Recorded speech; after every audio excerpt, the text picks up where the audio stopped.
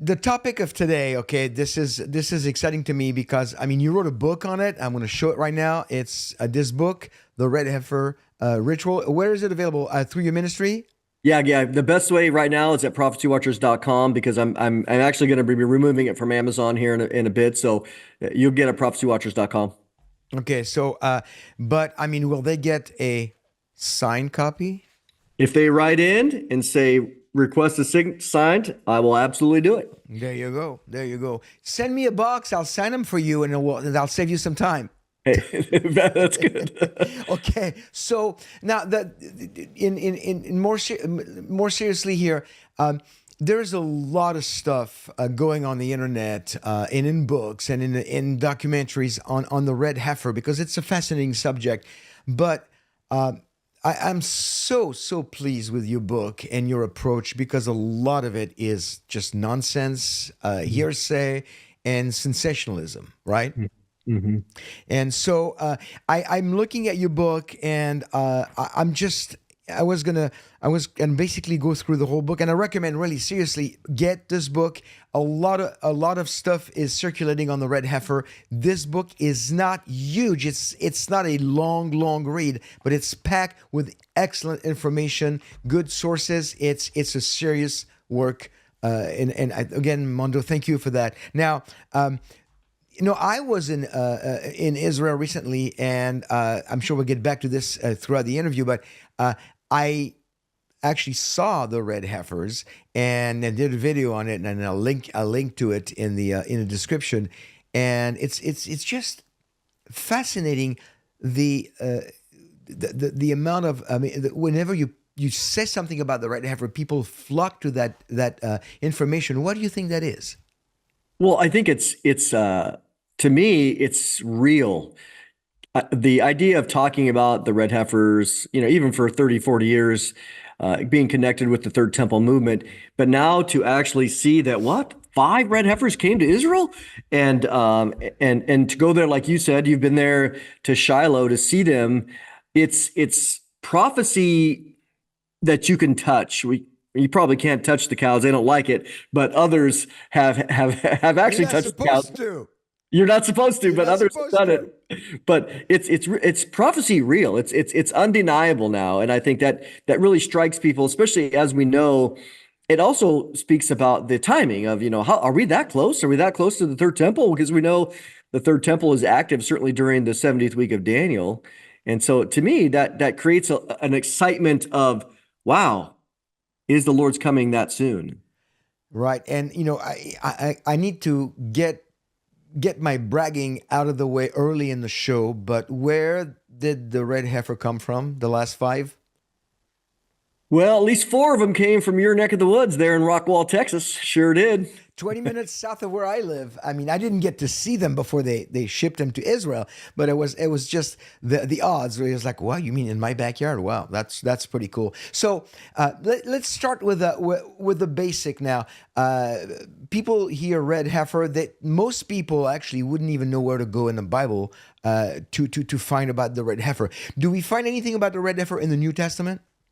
We do actually. We find a reference in the book of Hebrews, chapter 9, which again, the author is making connections between the Old Covenant law and the services, the temple services, and certainly the fulfillment as found in Jesus the Messiah. And so you do see it appear there, which is pretty fascinating. But as you referenced, there's 1,188 chapters in the Bible, and you have one chapter in the Old Testament on the red heifer, Numbers chapter 19. So Numbers 19. It's not on every page by any means, but it is there for sure. Now, in your book, you divide the chapter into three sections: 1 through 6, 7 through 13, and 14 through 22. Briefly, give me a reason why you did that. Well, what I was following really the exegesis of the passage, as well as what I wanted to do was I wanted to interact. I took the standard Jewish non-Christian commentary, as you can see there, and because I really wanted to present from the Jewish perspective the non-messianic Jewish perspective on what they think about the red heifer, and that's kind of was my goal in a lot of the book, is for people to understand that this isn't a messianic movement of the red heifer. This is a more of a rabbinic Jewish movement for the red heifer and the third temple. So that was why I decided to break it up in there, based on, again, the exegesis and the help of the commentary there. Okay, that makes sense. You're not saying, before we get the comments in the video, you're not saying that we are not paying attention to the messianic perspective or the Christian perspective. You're just saying that you went to a rabbinic exegesis to get the Jewish perspective, and from that we build from through our biblical, evangelical, or messianic lenses that you and I use when we read the Bible, correct? Yeah, because later, chapters 8 and 9 of the book, I discuss it from a Christian perspective. Right. And so I say, hey, based on everything we've just studied, what is a Christian? What are we supposed to do with all this information? How do we address the red heifer from a New Testament theological perspective, which, again, as we mentioned, is in the book of Hebrews a couple different times. And then also just a New Testament theology, a new covenant perspective of the theology of the temple system itself. And what, as a Christian, how we should approach it. So, yeah, I don't apologize for the New Testament perspective, as we shouldn't, No. as we know the fulfillment is found in Jesus, no doubt. Absolutely. Now, I'm looking again, like here. There's so many questions I want to ask you. Because when I was in Shiloh, let me get that one out of the way, because it's been gnawing at me, and I think I've talked to you at a conference recently about that. When I was in Shiloh, I'm not sure it was 4 or 5. I think there was 4 left in that corral, that metal fence that you and I mean, you've been there, right? I have actually not been there. Not? Okay. I was there right when they were building it, which I think the last time, whenever that was 23 or something. But yeah, I have not been there since they have, ever since the war broke out with Hamas. So I went to Shiloh with Pastor Brendan and David Tell, and friends of ours, and we were there. We interviewed the people that there's a lady, and I have a video, and I'll link it to this one. Great lady. She explained everything beautifully. She was very, very kind, very knowledgeable on the history and everything. And I'm thinking, I'm looking around, and I'm going like, those are supposed to be the 4, I think there were 4, the 4 red heifers that are going to be used for the ashes to purify the water for the temple rededication. And there's no security whatsoever. And we got in. They didn't check us. We walked in. We said, we'd like to see the red heifer. Oh, come with us. So we just walked about a couple of 100 yards, and then there was a gate. It was gated. You couldn't see it, but you open a gate and you're there. There's a bunch of hay in one corner and a guy watching them. But just the guy looked like a regular rancher, and he wasn't probably early 70s, and there they are. And we stayed there for about 30, 45 minutes. I want your opinion on this. And really, at this point, it's really only an opinion, but I'm just curious. Do you think those are the only red heifers available, or maybe there are some that are in a different location that is secret location? Yes, I do actually. If we just approach this with just some common sense, like what you just mentioned, I'm very skeptical that those are the real ones anyway. Or in one sense, 3 of the 5 have been disqualified. So those 3, and as we know, they're disqualified for various reasons, maybe a couple extra hairs, nothing that would be overt in that sense. And so in my mind, I imagine that the 2 real ones that are left are not there, that these are going to be, again, those that have been disqualified, and maybe a couple others, because in reality, let's remember this, that they spent $100,000 each on these. They spent another $200,000 on flying them over. So you're talking, $750,000. And so the idea that you could go in there with a few other people, again, let's think about it. You got 3 of you, let's say there were 7 of you, 3 of you, blocked the rancher and her. Another guy just opened the gate, walked in there, and just with the razor blade. There was 5 of us at the time. 5. Okay, so you go in there with a razor blade and you just put a little mark on them. Done, disqualified. You wouldn't have to kill them. What if I touch it? That's as far as no, the ranchers touched it, and even if you look at some of the preliminary pictures, touching it's fine. Okay. Again, the rancher, as you know, is a goyim, he's a Gentile, so that's not a problem. It's a matter of you could go put a yoke on it. You wouldn't even have to hurt it. Just put a yoke on it, boom, disqualified. So I'm very skeptical, honestly, for that if they put this kind of investment, that they would allow that lack of security there. I just it boggles the mind. If they did, well, then it would be one of the foolish things that I've ever seen happen. And I don't think they're foolish. These are smart people. No, and for 200,000 to fly them to Israel, I hope that they got the red heifer got to fly business, because that's a big. I'm sure they took care of them wherever they were, but that's a lot of money. So yeah, I don't think they're the real ones. Now, when I was there, the lady said, make sure you don't touch them. So the irony of the whole thing is that I was leaning against the fence as she was explaining everything, and they kept pushing the back of my, Yes. of my butt. They kept pushing. I'm going like, I'm not touching them, but they're touching me. They're touching you. Mm-hmm. So, which again, you easily could have just razor bladed them in the nose, and put a scar on them. Again, not that it hurt the animal long term. No branding on them. Right. So I think, but why are they there then? Well, they're there for promotion. They're there for publicity. The three disqualified certainly are there in order to promote the movement.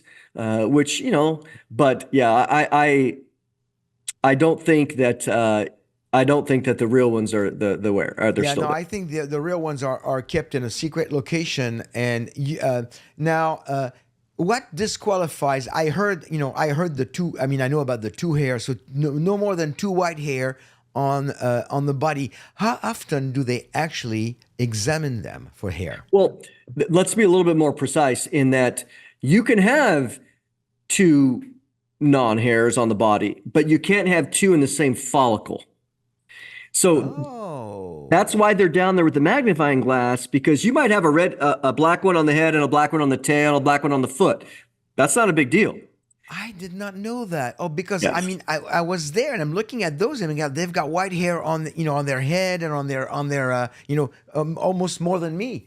And nobody has more than me. But so, and I thought like, well, this is disqualifying, but it's on the same follicle. Okay. Yes. And see, and this, this obviously you're not going to read that in the book of Numbers. No.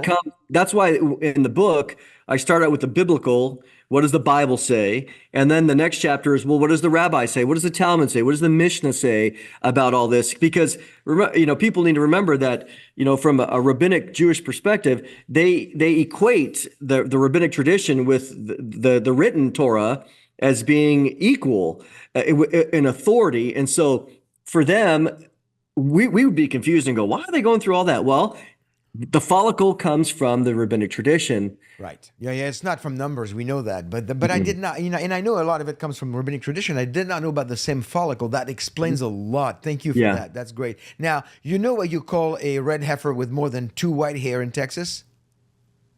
Brisket. Brisket, exactly. So now, okay. So we have. You said three are disqualified and one is two are left. Mm-hmm. Of the five, yeah. Okay, so let's assume that the two that are left continue to be qualified. How long do they have to be watched, and what's the age for them to be of age to be used for the ashes of red heifer? So officially, the consensus, we'll say it this way. I mean, you understand this too. There's different rabbinic factions. There was in the first century, at least Jewish factions. It's the same now. And so if you read the Talmud, you'll see different opinions in the Talmud itself, in the Mishnaic writing. Of course, right? Different opinions in the Talmud? Oh, come I on, mean, here it is. That's news to me. Yep. That's like the very definition of what's happening there. And so, but what the consensus so far is they have to be 2 years and 1 month old. So that would be 1 month into their third year, because when you see, again, the various positions, you'll see, well, some say 4, some say this, some say that. But right now, there is no official upper limit. to that, even though there's some descriptions 4 or 5, again in the literature and the rabbinic sources, but the official position is there's no upper limit. So they became officially qualified last November 20th of last year. So they are well in there here they were born between October 5th and October 12th. And so we're coming up here on their officially 3 full years. So they're qualified. Those 2 that are left are qualified. Yes. And what they'll say is they have preliminary, they always describe it as being preliminary qualified, which is why they bought these ones, because at the time of purchase, they were qualified. But what is very commonly said is, hey, look, it's always preliminary because until the morning, the moment before that cow is put on the altar, they have to look. And so there'll always be fresh examinations up until the point of when it's going on the altar itself. And so right now, I don't know the exact frequency of how often they're checking them. I just know that I keep hearing updates from people that are there that the third one is officially disqualified, and there's only 2 remaining. So 2 remaining. Okay, now. But let me say this.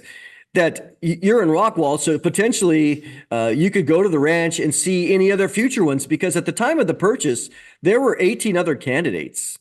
So they're not stopping. I mean, and even what they're doing, as you mentioned, either the 3 that have been disqualified, they are not going to become brisket.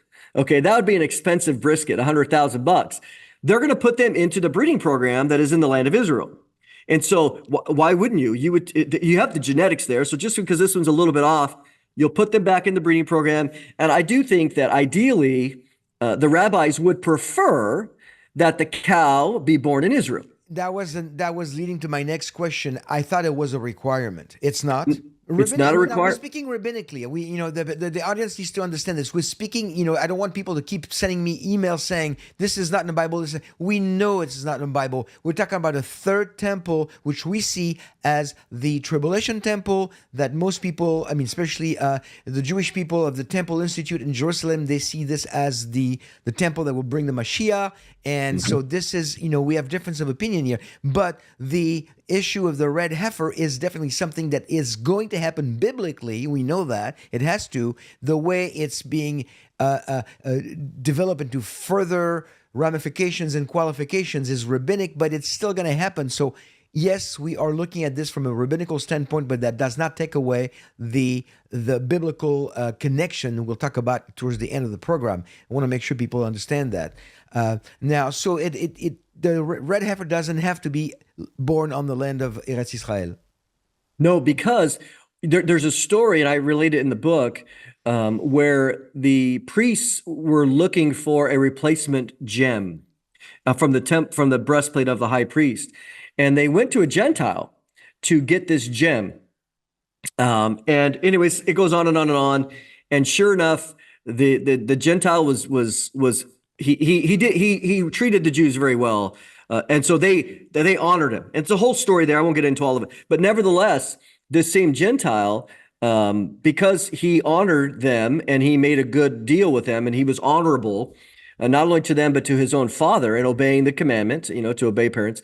They prayed a blessing on him. And later in his, not only was he blessed with providing the gem, but in his herd, a pure red heifer was born. Oh, wow. Which then was given to, they came back and purchased it.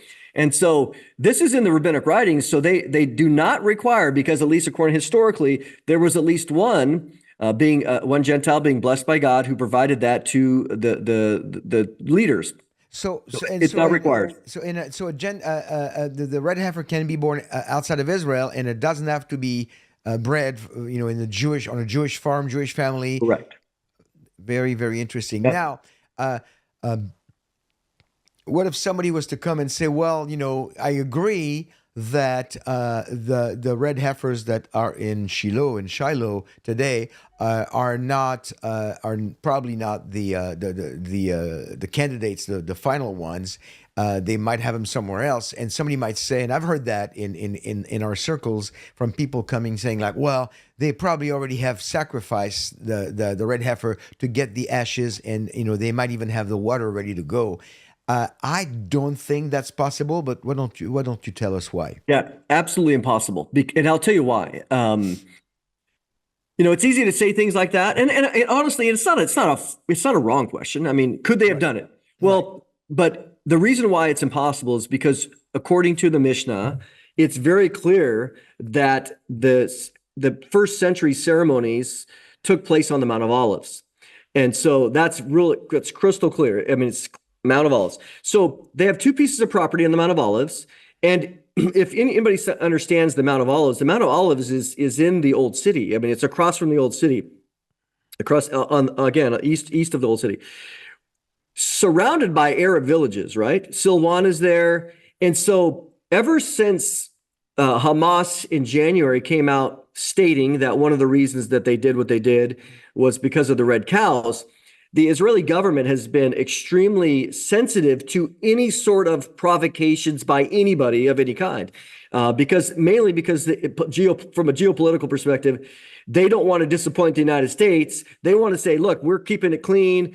We're certainly not going to let these religious people do a ceremony. Now, we all know this. If you're in the middle of a densely populated area, and all of a sudden somebody builds a very, very large bonfire, smoke, I mean, you can't hide it. The police are going to be called. The fire department's going to be called. And so when you look at both locations on the Mount of Olives, it is right there. You could not hide this by any stretch of the imagination. And because of what has happened, I think if all of a sudden a bonfire was to happen, the Arabs surrounding there would realize Lose their mind. they would lose their mind. So it's one thing if you did it, like, again, I'm in a big studio here. We were going to burn it privately. And I guess hypothetically they could build a building on the Mount of Olives that would house and get rid of the smoke. But as of right now, you could not hide this. I mean, this is a huge bonfire that cannot be hidden. Yes, and I mean, what is this thing they do in the U.S. once a year with this big man that Burning Man. the Burning Man? Maybe they can do an Israeli version of Burning Man and do the red heifer and say, oh no, we're just doing the Burning Man. Just version. doing a Burning Man, yeah. and honestly, the other thing too that I've been seeing out of the Temple Institute, which is the group that's leading this, Right. they because not all of the different rabbinic movements embrace their particular version of the Third Temple movement. Right. They have been stepping back, and I don't know how much this is posturing. I don't know, but what they've said is, look, we want all of the buy-in. We want everybody to be on board with this. We're not looking to do something secret because why? It has to be accepted. Even if we did it, it has to be accepted by the other groups. So we want there to be unity here. I wonder how a group like Neture Karta would react to something like this. Neture Karta, for our audience, is a group of Orthodox Jews who don't believe that the modern state of Israel has the right to exist as such, and they believe that Israel will only be legitimate when Messiah comes. For us, and of course, is the return, but for them, it's the coming of Messiah. But how would Messiah? I mean, do you think they would probably be against that? So far, it would be this. This is going to be interesting because so far, because of the factional nature, as that there's just no different than the first century. Sadducees, Pharisees, Essenes. I mean, you name it. There's always disagreement. I would be very shocked because the other thing too that we see, again, going back to the first century, you can read it in the Gospels. Oftentimes, each faction wants to be supreme. They want to be the lead. And so you have the jealousy and you have the fighting and, well, we don't want them to do it. Well, why not? Well, I'm not against it. I just want to be the one to do it. And so they're looking for that level of supremacy. So I would be very shocked that what is it going to take? That would be the ultimate question, which we might not know the answer to that. What's it gonna take to get unity amongst all of them? You know, I have an opinion. Everybody is entitled to my opinion. So I think that and please help me understand this if you have some insight on that. I think that the ashes of red heifer are not going to be achievable until after the rapture, once the Antichrist is on the scene and gets people to do things that they could have never done before, like rebuilding the temple. Maybe the Arabs will even help the Jews. Hey, we'll help you and sing Kumbaya, because he's going to be able to, at least for the first 2.5 years of the tribulation, to get people to think that there's peace on earth, and those people who disappeared, oh well, maybe alien abduction, whatever. But I see the red heifer ceremony take place between, I would say, after the rapture, before the abomination of desolation. When do you see it? yeah, I mean, I agree with you that something needs to take place, because currently it's hard to be definitive, because we do know that hypothetically, at least the ceremony itself, if the politics was there, it could happen 5 years, 10 years, 100 years before. That's not, Correct. it's not a connect. But like you said, but what would get the consensus? I gave a presentation last week in at Brandon Holthouse's conference, and I was talking about the nature, the current state of Israel, the modern state of Israel, the spiritual state, which isn't very good at all, as No. we know. Yeah. And LGBT flags, you name it. Okay, right. Calling Yeshua Yeshu, That man. that, Yeah. yep, may his name be blotted out forever. So very much. So I said, how do we get from this level of secular immorality, and even the religious, those that are religious, they're despising of Yeshua, Jesus, how do we get there? How do we get them united? How do you get the secular and the religious? And so one of the things I presented was, as an option, was hypothetically the Ezekiel 38 war, where God comes in and saves them in a dramatic way, alone, God alone. And it says, not only the nations will know, but Israel will know that I'm there.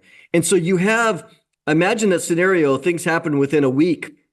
You have this massive saving where it's undeniable that the God of Israel exists.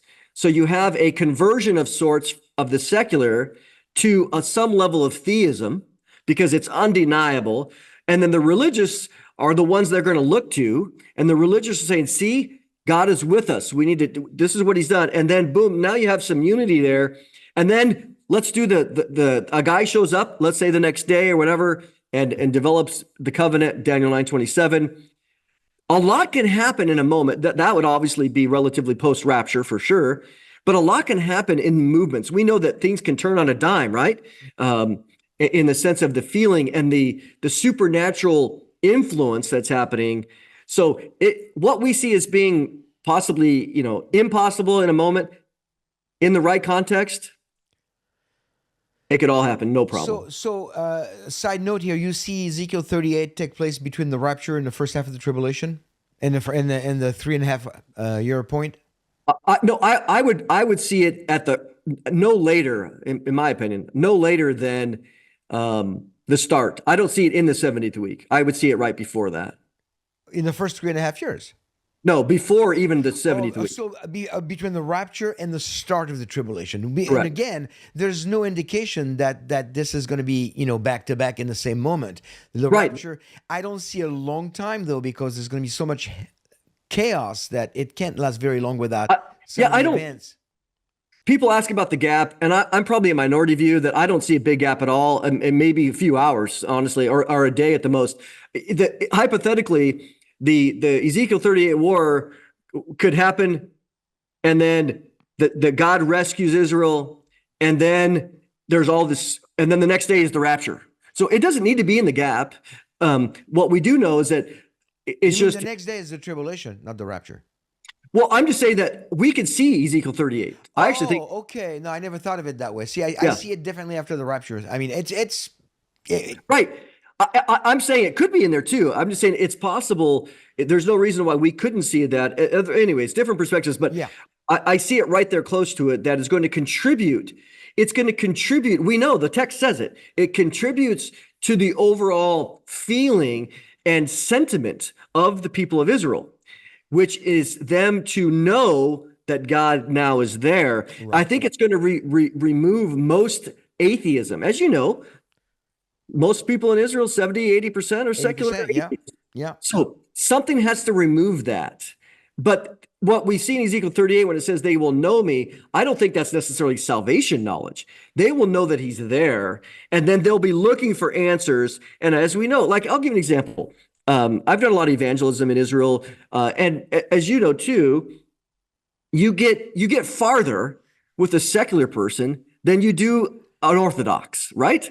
Most of the time, yes. Most of the time, the religious are not interested in discussing Jesus. But a secular, they're like, yeah, whatever. Well, what I have found, though, is when I have witnessed to a completely secular person, and I have them read Isaiah 53, it's pretty powerful. Yeah. And I've had some, like Hebrew Bible, here, read this in the Hebrew. And then I've had them throw it back at me. Hey, I said I didn't want any Christian literature. I was like, this is the Tanakh. It's your Bible. It's yours. Yeah. And they're like, and I go, well, what do you mean? What's wrong? And they go, well, that sounds like Yeshua. And I go, Exactly. but then what happens is now they have been convicted by the power of the word, but they're confused. And every time, even though they don't, you understand the tension that's there between the religious and the secular. Okay. Every time still, they say, but that's not what our rabbis teach. Like, you don't even care about the rabbis. Now, all of a sudden, you are looking to them, like, even though they don't believe, if they were to believe, they're going to listen to the rabbis. Yeah, absolutely. So this is what I see is when you have this revival of them close, that's going to change the 80% secular to be more theistic.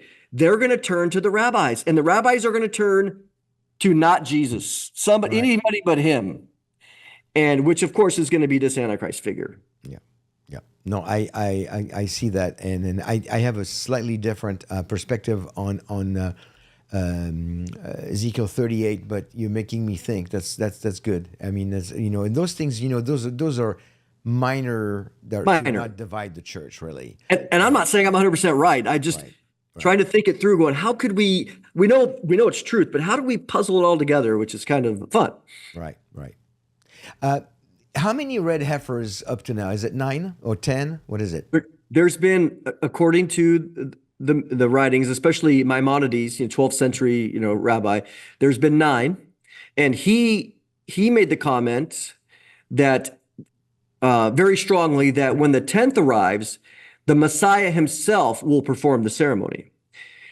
Now, according to the typical the Temple Institute rabbis, at least, they have said, well, we don't necessarily agree with Maimonides here. We agree. This is the way they have phrased it. It doesn't need to be the Mashiach himself. However, when the final one happens, it will show us that we are in the Messianic era. Right. And as a Christian, I would say, I agree with that. Yeah, I mean, I cannot disagree with that. And it's interesting, when you look at the very famous Maimonides he goes also by the name of Rambam.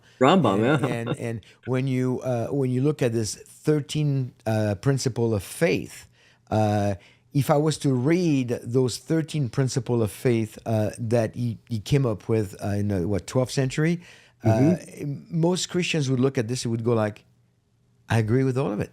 Mm-hmm. And I mean, it's quite, it parallels Christian orthodoxy a lot more than people realize. Judeo-Christian, no doubt. Yeah, he doesn't even know it. Mm-hmm. Yeah. So I find it very interesting. Now, I want to wrap this up, but okay, so here's the big question. What does it mean to you and me? I'm Jewish, but I'm a follower of Yeshua. I'm a Messianic Jew. You're a believer as well. Why do we care about the red heifer, and what does it mean to us, and what's the connection to the gospel? Yeah, I would say that what it does, there's no direct connection to my spiritual life any more than, let's say, the cashless society is coming, or the globalist, or even again, we see Russia, Iran, and Turkey coming together for Ezekiel 38. What it means to me is when you look at what the Bible says very clearly, again, Daniel, Jesus, John, and Paul all speak about a third temple.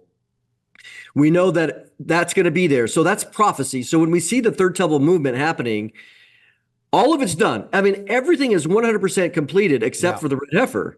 I mean, and again, they don't have the temple yet, but everything's ready. They have the garments, they have the vessels, they have the implements, everything else. And so, frankly, in modern technology, the temple could be built in 6 months.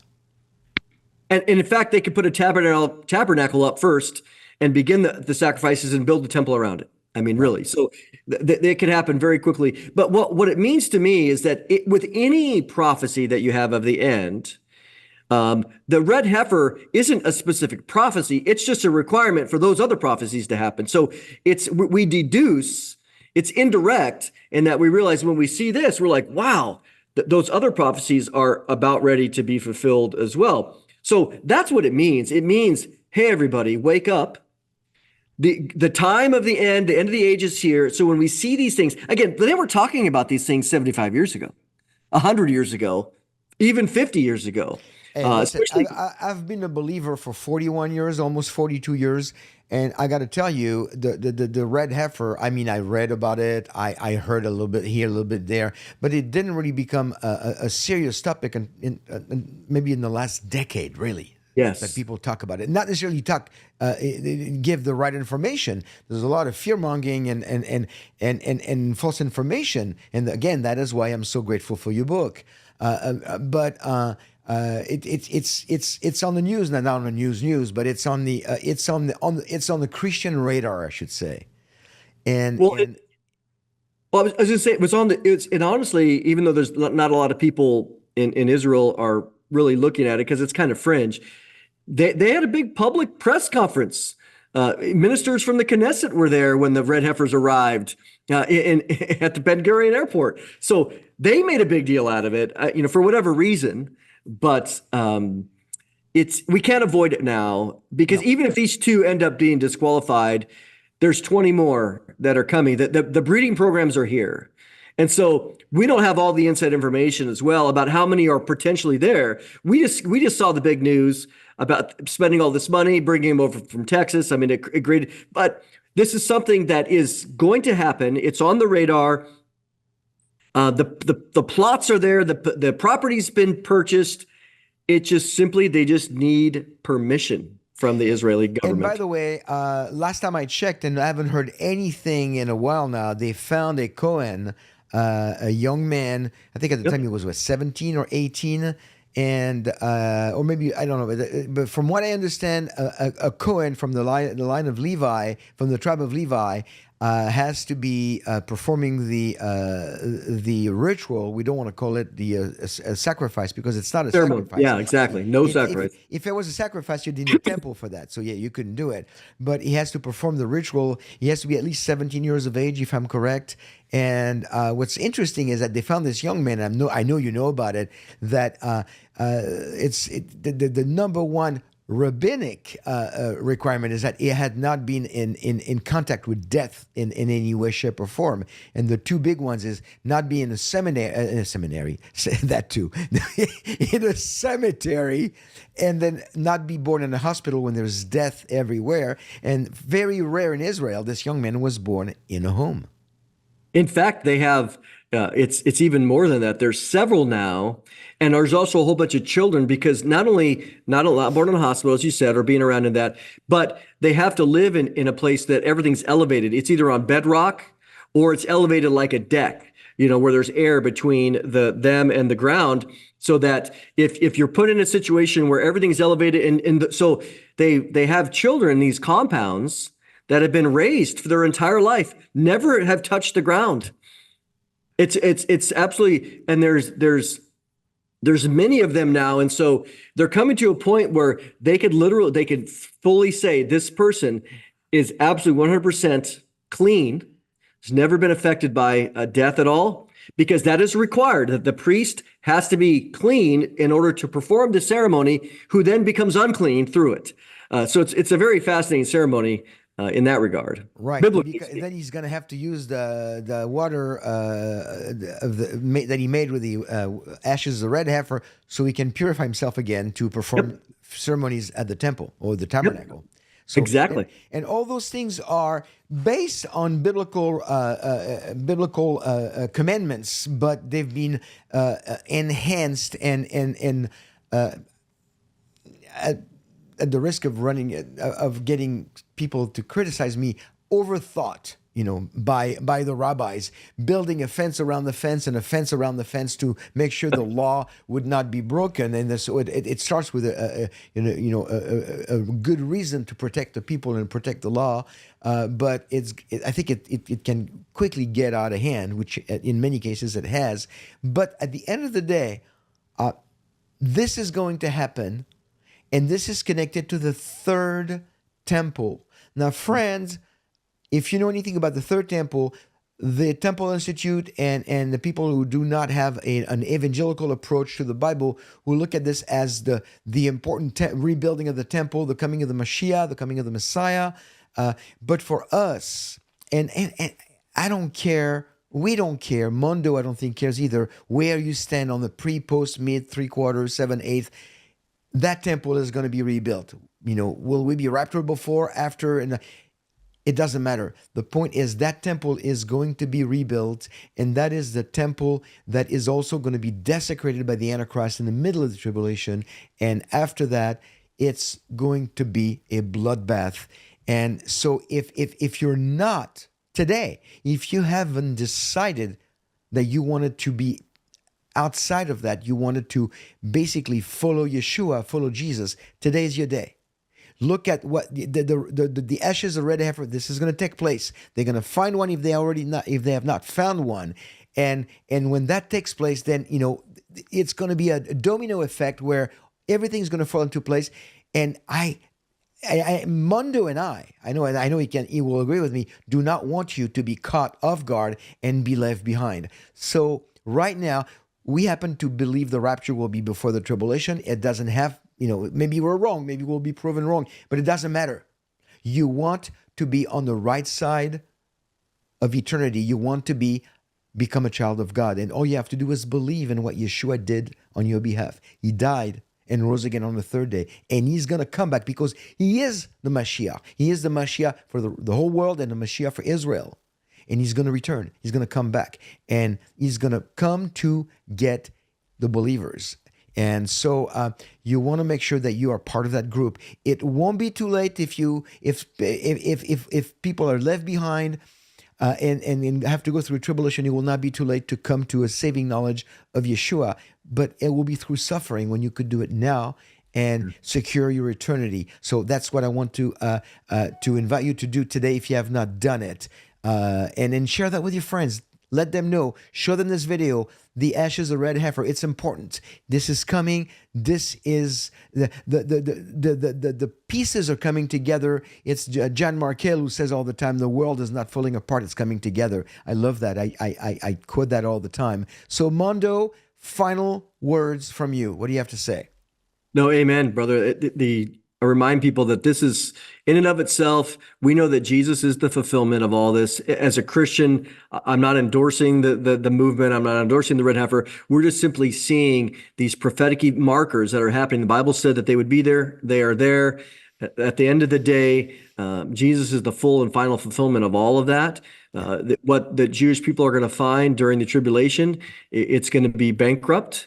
They're trying for them to try to put the foundation of Moses on top of the new covenant is not going to work for them, but God's going to allow them to try it, and he's going to allow them to figure it out, and his ultimate goal is to save them, which he does by the end, but they're going to have to figure it out, and they're going to put their faith and trust in the wrong guy who's going to betray them.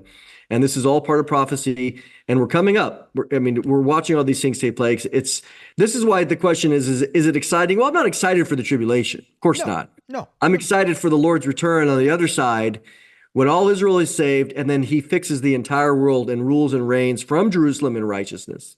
Absolutely. Well, Mondo, the book is The Red Heifer Ritual, Mondo Gonzales. Where can we find you again? Prophecywatchers.com. You can see it there, and you can find everything that we're doing right there. Again, if you want to look for Olivier Melnick, you can find him there too. Is there a calendar where people can find where you speak? Because you're on the road quite a bit. Is there a calendar where they can find your speaking calendar somewhere? If you go to that website and you look at the events page, you can see all the places that I'll be speaking at in the next couple months. We're going to be in Greece. We're going to be in Europe. And we're going to be, we have a few things that we're doing. We're going to be in Colorado. Branson, no doubt. We can see right here is we're going to be in Branson December 5th through 8th. I was going to be there, but I had a last minute family obligation, so I couldn't make it. But I was looking forward to that. Yeah, some of your notes. I'll preach your message for you. It'll all be good. Yes, but you would have to speak with a French accent. Oh, I'm out then. Mondo, thank you so much. God bless you, man. Thank you. Good to be here.